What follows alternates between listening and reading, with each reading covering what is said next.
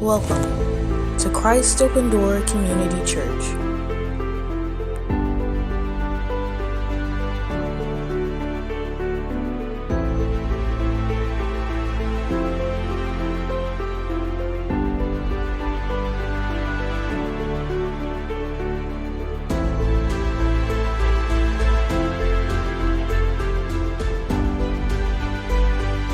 Thank you for joining us.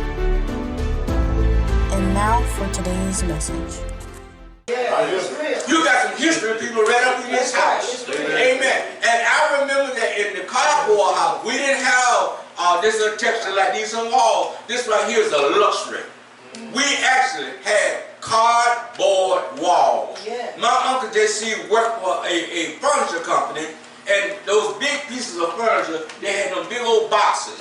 And he would cut the boxes, and that's how they made my mama's living room and her bedroom was cardboard boxes. Amen. Her living room and her bedroom was the first place you walked in the house. Amen.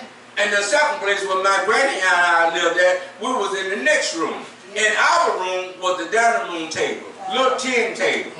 Well, no wood table, it's a little tin table, red and white. Yes. And next to the tin table was the wood stove, and next to the wood stove was what we call an ice box. That's right. That's the way I was raised. Amen. We didn't have windows like this.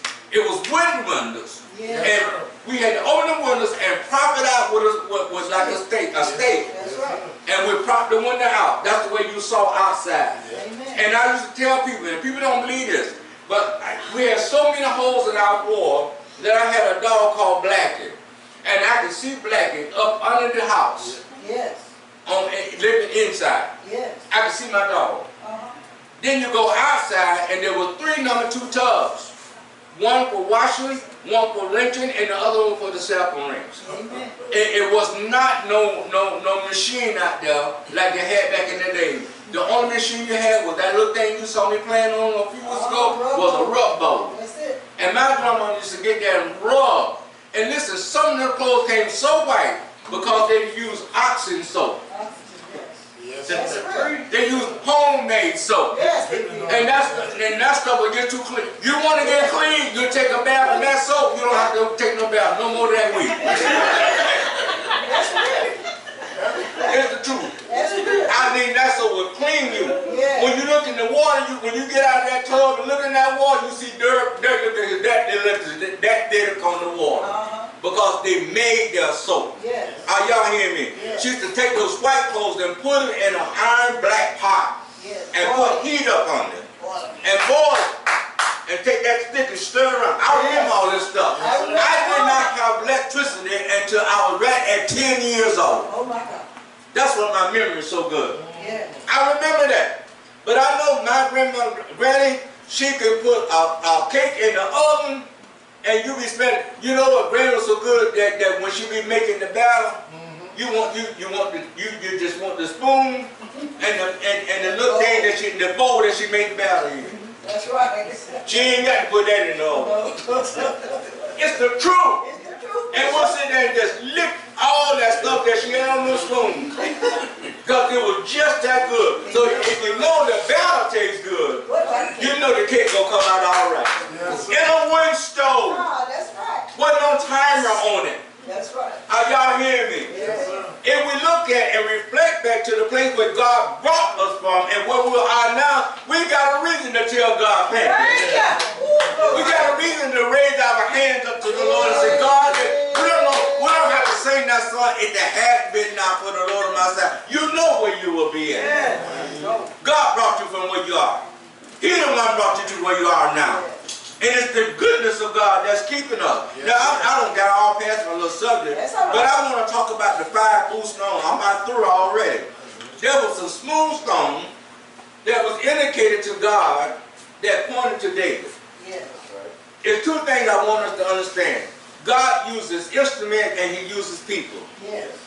He uses vessels. Yes. And you all know the story about David and Goliath, but if you just read some of the pre to it, as David is getting to the place where he's got to confront this giant, Yes. and how that God would take a simple man that nobody pay attention to. All right. Nobody was focused on. Matter of fact, he was one that everybody looked beyond.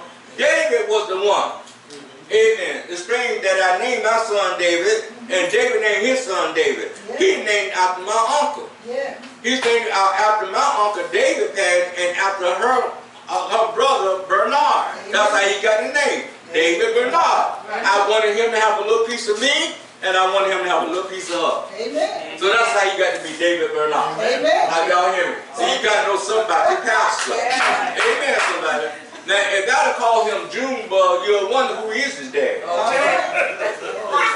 So I think you got an idea why the transition is happening. Amen. And what I'm grateful for is that David was the one that nobody wanted to really give any introduce to whatsoever. Sometimes you're going to be the person that nobody pays attention to. Amen. I remember in high school there was a girl named Cheryl Milton. And I loved that little, in the 3rd grade, I was in love with Cheryl. And every time we played that little thing with the handkerchief, where you go round and round the circle and drop the handkerchief behind the certain person. Y'all remember that little game? Yo, you remember the real. Yes. I always drop my handkerchief around Cheryl. Amen, somebody. And what her job was is to chase me to try to get the handkerchief. Yeah. Amen, somebody. So everybody says, why is Freddie Patton?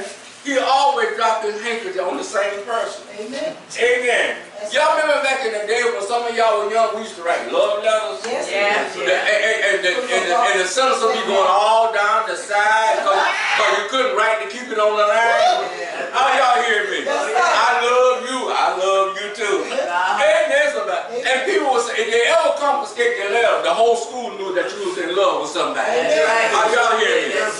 And some of y'all remember when you talk on the telephone to your little boyfriend and girlfriend, you hang up. No, you hang up. And you all of a sudden, Sister Liquida, you say hang up and you hear some say. Y'all ever went to the phone to sleep on the phone?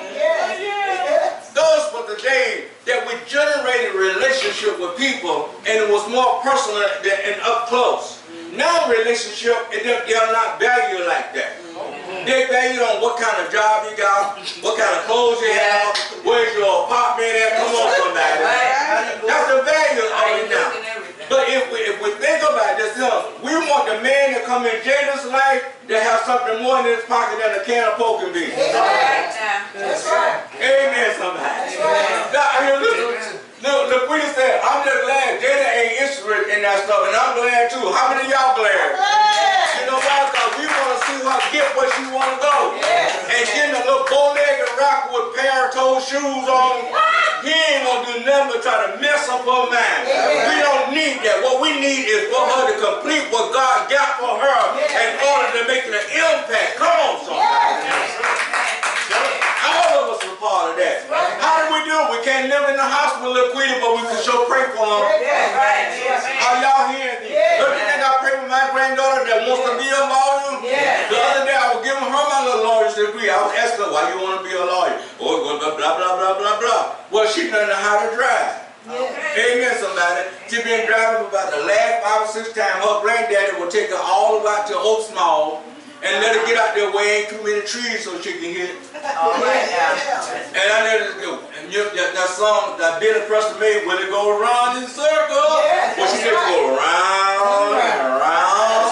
And you know what? She done got better at it.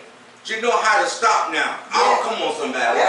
All you got to do is invest your time in somebody. That may be my paramedic. I got to give them now. I want a paramedic. Amen. It's called, listen, let me help y'all with something. It's called sharing something in the now so you'll be in the memories of the later. Amen. That's what we're doing. That's right. We're investing, especially us over 60 years old. Dick and Corey and I know we ain't like we used to be. I used to walk a little faster than what I used to walk. I can't walk like that no more. Are y'all hearing me? There's things I used to do, I know I can't do no more. But I'm good at what I can do. Are y'all hearing me? Yes, sir. Because it's something the devil just would not take from me. And that's my mouth. As long as I can talk, I'm going to say something about God. Now y'all missed that here. As long as I can open my mouth, I'm going to say something about my God. You want to know why Latrice is here now? I know that was friends of the family before she she met me, but I met this young lady at a funeral. Amen. And I spent time with her. Yeah. I went in the room and prayed with her during the time that she was going through something and she needed prayer. Yeah. I didn't know that prayer was going to lead to her having a relationship with me the way she is. Amen. Thank God. And when we see each other, we love one another. Yeah. Don't y'all look upset because as long as she ain't upset, I don't care about what nobody else thinks. Amen. That's right. Are y'all hearing me? That's It's real. one thing I can say about Maria Patton. All these people who have been married, she have never shown me a spirit of jealousy. Amen. Amen. You know why? Because I have to interact with people. That's right. People draw people. Yeah. Amen, somebody. You want to see this in church? You want to see this ministry filled? You start interacting with people. Yeah. Start loving on people. Start forgiving people. Start helping people. Yeah. And I tell you, God will bless your socks off. Amen.